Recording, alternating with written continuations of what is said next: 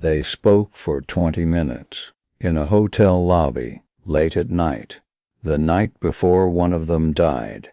Ayrton Senna and Michael Schumacher, the greatest driver of the generation, and the man who would replace him. They had never really talked before. Not like this, not alone. But on the night of April 30th, 1994, in Imola, Italy, they did. And the next day, Ayrton Senna was gone. Michael Schumacher never told anyone what they talked about. Not the press, not his team, not even his wife. For 30 years, that conversation remained private, a secret between two men, one living, one dead. This is the story of the night before Ayrton Senna died, and the words Michael Schumacher carried for the rest of his life. April 29th, 1994, Friday, Imola Circuit, practice session. The weekend has already gone wrong. Rubens Barrichello crashes at 225 kilometers per hour. His car flies over the barriers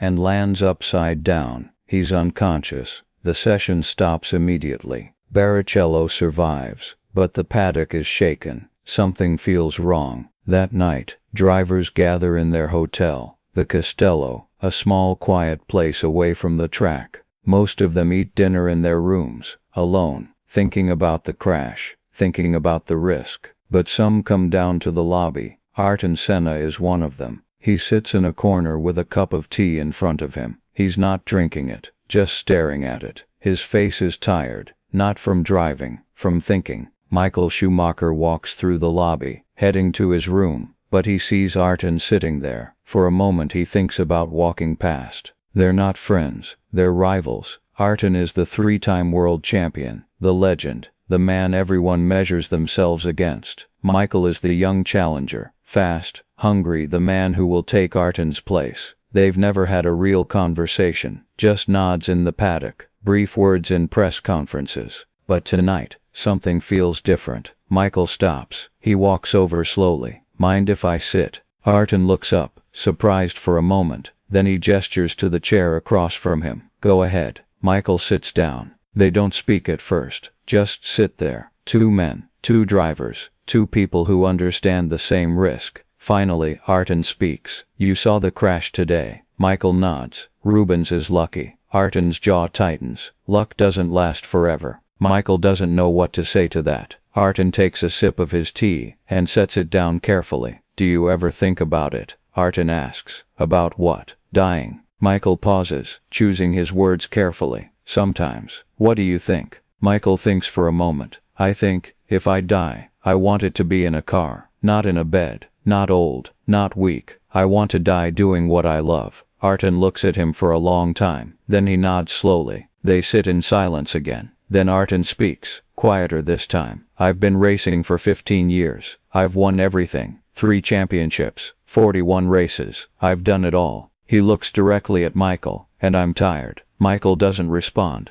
because he doesn't know what Ayrton wants him to say. Ayrton continues. When I started, I loved it. Every lap, every corner, every race. But now it feels different. It feels heavy, like I'm carrying something I can't put down. What are you carrying? Michael asks. Ayrton thinks carefully. Expectation, legacy, the idea of who people think I am. He pauses. Do you know what it's like to be the best? To have everyone expect you to win every time. To have no one forgive you when you lose. Michael shakes his head. Not yet. Ayrton smiles, but it's a sad smile. You will, and when you do, remember this conversation. Michael leans forward. Remember what? Ayrton looks him directly in the eyes. That being the best is not the same as being happy. You can have all the trophies in the world, all the records, all the glory, but if you lose yourself along the way, none of it matters. Michael doesn't speak. Ayrton continues. I see you, Michael. I see how you drive, how you push, how you never give up. You remind me of myself 10 years ago. He pauses. And that scares me. Why? Ayrton looks away. I spent so much time trying to be perfect that I forgot to live. I missed moments with my family, with the people I love. I sacrificed everything for racing, and now, I don't know if it was worth it." Michael doesn't know what to say. Ayrton looks back at him. "Promise me something. When you become the best, and you will become the best, don't forget to be human. Don't let the sport take everything from you. Don't let it consume you the way it consumed me." Michael nods slowly. "I promise." Ayrton smiles. A real smile this time. "Good."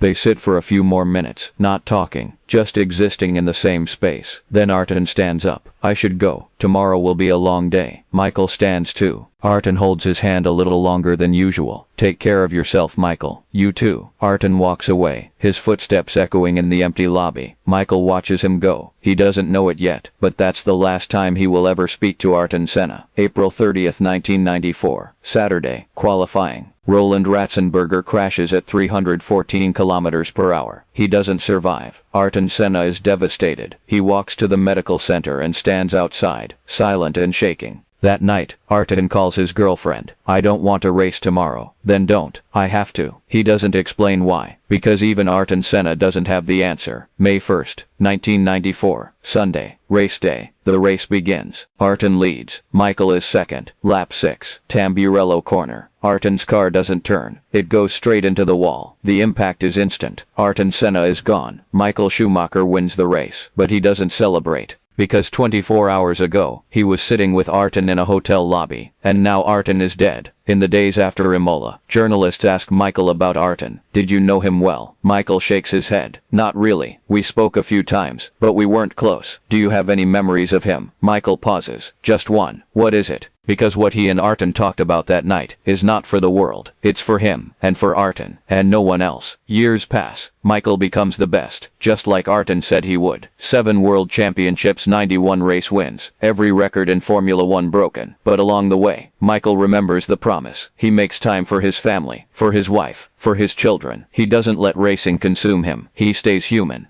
And every time someone asks him about Ayrton, Michael thinks about that night, the hotel lobby, the tea that Ayrton never drank, the words that were meant only for him. In 2006, Michael retires. At his final press conference, a journalist asks, "Who was the greatest driver you ever raced against?" Michael doesn't hesitate. "Ayrton Senna." Why? Because he understood something most drivers don't. That racing is not just about speed, it's about why you race. And Ayrton knew his why, even when it hurt him. "Did he ever tell you what his why was?" Michael pauses. "Once, the night before he died." The room goes silent. "What did he say?" Michael looks at the journalist. "That's between me and him," and he never speaks about it again. In 2012, Michael returns to Imola. Not to race. The circuit is no longer on the calendar, but he returns for a memorial. He stands at Tamburello corner, the corner where Ayrton crashed, the corner that took his life. Michael doesn't speak. He just stands there for 20 minutes, alone. A photographer captures it. Michael's back to the camera, head down, hands in pockets. Later, a journalist asks what he was thinking. "I was thinking about a conversation, a long time ago, with someone who's not here anymore." "What did you talk about?" Michael smiles, sadly. "Life, death, what it means to be the best, what it costs." "Did that conversation change you?" Michael nods. "Yes, it made me realize that winning is not enough. You have to know why you're winning, and you have to make sure the cost doesn't destroy you." "Do you think Ayrton knew that?" Michael's face changes. "I think he was trying to figure it out, and I think if he had lived he would have." In 2013, Michael suffers his skiing accident. He falls into a coma. He never wakes. The world mourns. Tributes pour in. Documentaries are made. Books are written. But one story is never told. The story of the conversation. Because no one knows, except Michael, and he took it with him. There is a photograph, taken on April 30th, 1994, in the hotel lobby. Ayrton Senna, sitting in a chair, a cup of tea in front of him.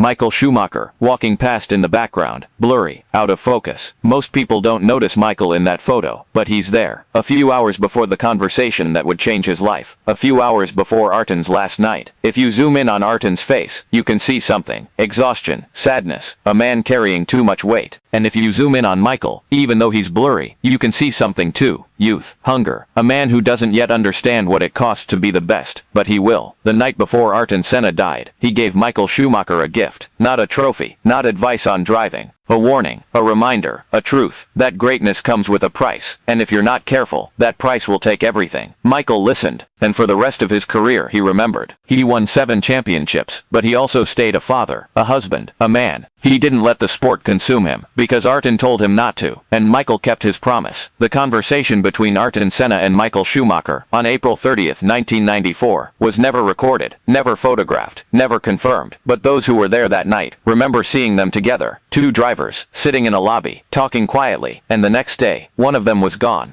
What did they talk about? No one knows. But Michael Schumacher carried it for 30 years, and when he could no longer speak, the secret went with him. Some conversations are not meant to be shared. Some words are too sacred. Some moments belong only to the people who live them. The night before Ayrton Senna died, he spoke to Michael Schumacher, and whatever he said changed Michael's life. Not because it made him faster, but because it made him human. And in the end, that's what Ayrton wanted. Not another champion, but a man who could be great without losing himself. Michael Schumacher became that man. And every time someone asks him about Ayrton, he thinks about that night, the tea, the words, the warning, and he smiles, because he kept his promise. He became the best, but he never forgot to be human. And that, more than any championship, is Ayrton Senna's true legacy. Not the wins, not the records, but the conversation. The night before he died, the words that saved Michael Schumacher from becoming what Ayrton feared he would become, a champion who lost everything in the pursuit of greatness. Michael listened, and he lived differently, and that's why even now, even after everything, people remember him not just as the greatest driver, but as a man who understood what mattered, because Ayrton Senna told him, the night before he died.